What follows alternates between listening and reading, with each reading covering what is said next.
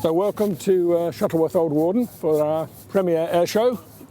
Sun shining, a bit chilly, a bit windy, but we'll be okay, I think. So I'm here to talk to you about the Lysander, one of my few favourite aeroplanes here, and it's favourite for a number of reasons. One is it was a really unique design, and it did some really special stuff in the war. It had a bit of a false start, and then it went on to do great things in different roles. And it's really painted like this. It's a tribute to those brave people that worked in the secret world of taking agents to and from occupied Europe during the war. It didn't start life like that though. So it started as, you know, there's a saying that you always prepare to fight the war you've just fought. Well, they did that in the 30s. So they thought the next war was going to be just like the first one. Trenches, artillery spotting aeroplanes. So this was designed as the ultimate artillery spotting aeroplane. It was called an army cooperation aeroplane, so it would artillery spot, it could photograph, it could pick up messages with a hook, it could do all that sort of stuff, and in the event it did none of that. By the end of May 1940 it was obsolete as far as a frontline aeroplane was concerned, and they lost a lot in France because they thought the war was going to be like the previous one, and it wasn't. There is, I think, one recorded victory with the Lysander shooting down an ME-109, so presumably the 109 pilot was having lunch at the time. But it is quite a handy aeroplane. Maximum speed was 300 miles an hour, which is not bad for an aeroplane that looks a bit like that.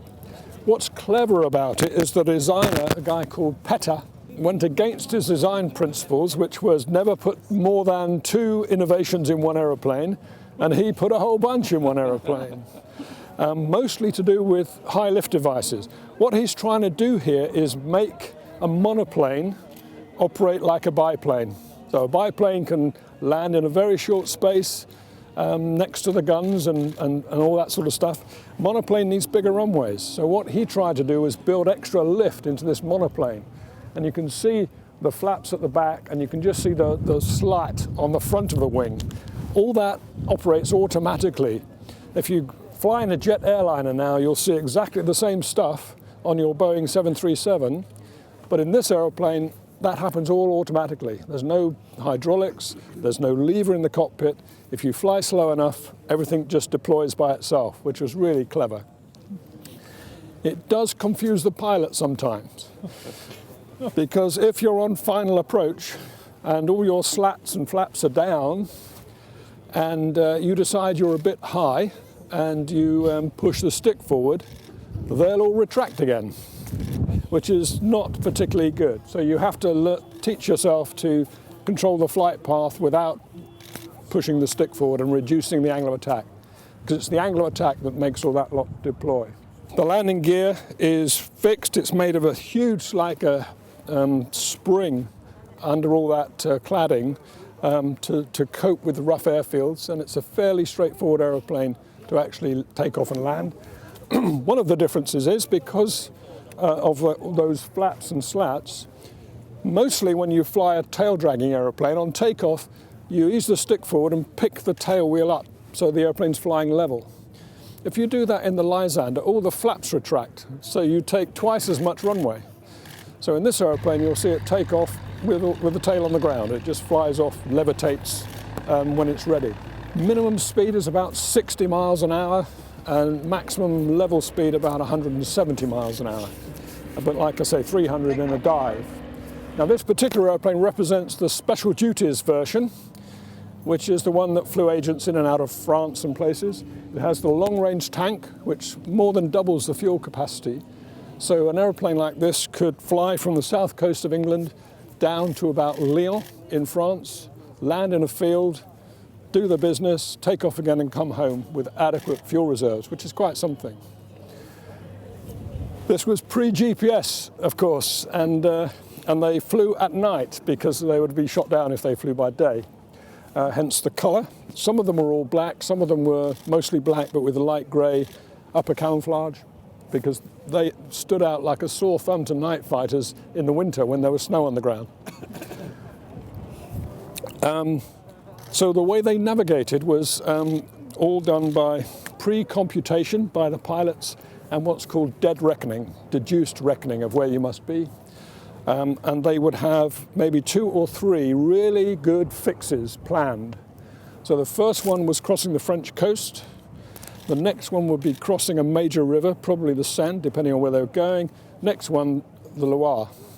And there would be some feature on the river, whether an island or a fork or something that was unique. And they would navigate between those 2 points. And between the 2 points, just fly a heading until they saw their fix.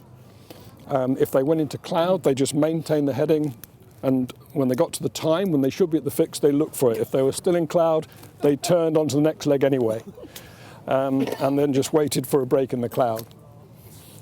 Once they got to the final fix, they did what's called an IP to target run, initial point to target, a relatively short leg from a really important fix that you can't mistake, and then you would time on a certain heading for a certain amount of time, and then you should be over the field. And as they approached the field, the guys on the ground would hear the engine, and they would light a torch, and they would be, in Morse code, sending a particular letter in Morse that had been agreed beforehand over those sort of personal messages that went on the BBC. The pilot would be looking for that letter. If he got the right letter, he would send the appropriate reply. And then the guys on the ground would lay out the landing lights, which were 3 torches. One where he wanted to touch down, one 200 yards further up into wind, and one 50 yards to the right of that. And he would land by the first torch, with the first torch just on his left side, roll between the 2, turn right, taxi back to the first torch, turn into wind. He would then draw his revolver and wait to see who came up the steps. And if he didn't recognize him personally, the brief was to shoot him. I don't think it ever happened. But basically, all the people that were in charge of the landing sites all came to UK and were trained on how to set up airfields. So the pilots and the guys on the ground knew each other personally. Whilst that was going on, the 2 agents in the back would throw their bags out. The agents that were coming back would throw their bags in. The agents that were in the cockpit stowed the bags, climbed out. The next 2 agents that were going home climbed in. It was a well-rehearsed thing that they practiced at Tempsford until they couldn't get it wrong. It would take about a minute, and then the airplane was off again. So it was a well-rehearsed process. They did lose 1 or 2. Very rarely to being captured on the ground by the Germans. They were lost through being lost, weather, and night fighters. There is an apocryphal story that's recorded where an aeroplane stuck in the mud and then they landed. So the air crew, or the pilot, was taken away down the escape lines, but the aeroplane was stuck in France, and of course the Germans found it. So the Germans employed some local contractors to tow the airplane to the nearest airfield, which they duly did. What the Germans didn't realise is the contractors they employed were the guys that were on the field the night before. And they towed the airplane towards the airfield where there was a level crossing on the way, and their tractor broke down when the Lysander was on the main railway line between Paris and Lyon, and it got destroyed by an express train. So there's the Lysander. To fly, it's odd, it's quirky. You have to use really large forces, particularly in pitch, because it's a very stable airplane. But it is actually pretty manoeuvrable, and you'll see that in the display hopefully later on. So there we go. That's I've done my brain dump of Lysander. If you have any questions, I'll be happy to try and answer them. Have you flown in formation with the second Lysander before? Personally, I have. At Duxford, we had 3 together. But we've just heard today that the second Lysander is broken. Oh, dear. So we're only going to be seeing this one, I'm afraid. That's a pity. It just happened this morning. I literally heard 5 minutes ago. Right. Yeah. How many passengers would it take? Right, so it was modified to take 2. Normally, it was built to carry a gunner in the back, but they made a sort of rearward-facing bench seat for 2. but actually you could squeeze somebody else on the luggage rack facing forwards. And there is a record of an SOE agent operating the Far East that was evacuated by Lysander, and there were 5 in the back. But they were smaller people, actually. Obviously weren't going far. And very friendly. Yeah. How does it handle with crosswinds and landing? It's not too bad, except that such a high aeroplane in the crosswind, it tends to roll and sort of feels like it's going to tip over, but doesn't. But it's sort of slightly disconcerting.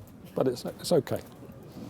The worst thing is the brakes are air brakes, and they have a limited energy absorption. All the brakes at that time in the 30s were the same. The brakes were designed to help you stop when you're taxiing, and rather than stop the landing.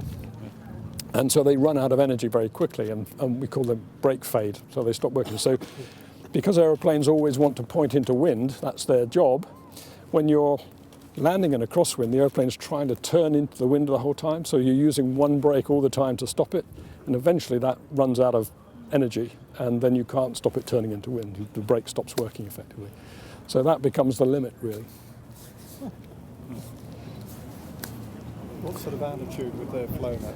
I think it depended on the cloud. They're probably about 5,000 would be ideal to give them reasonable view. But they want to be able to see the ground, so they would fly lower if the cloud required that. How come the Germans never heard them landing? That's what... Well, it's a very quiet aeroplane, and there is although they did land in occupied France, a lot of the landings were in the so-called Vichy area. Okay, so there were not so many Germans down there. And there is one case of not a Lysander, but an agent parachuting in to one of these fields. And on the way down, he can hear them singing the Marseillaise on the ground, you know, the group, and to help him find them. Yeah. And when he got there, he goes, shush, shush, shush, you know, the Germans are here. And they said, there are no Germans within 50 miles of here. So I think they knew.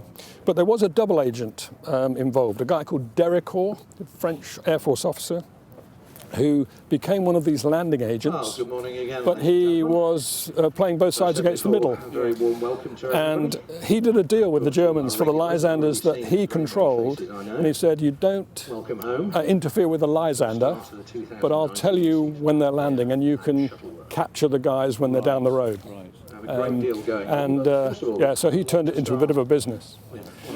Incidentally, they suspected that he was up to no good, and they called him back to Baker Street, the headquarters of SOE, to be interviewed by the boss. And the boss, who's a typical English gent called, he'll come to me, what's his name? Buckmaster, says, I say, Dericourt, are you playing both sides against the middle? And he said, no. Oh, okay then. And sent him back. But that gentleman's word is his bond. Anyway, there we go. It's a great story. There's a book called We Landed by Moonlight, and another book called Black Lysander that you can see. It's really worth a read. They did some good stuff. Thank you. Okay, thanks a lot. Thank you. Yeah, enjoy your day.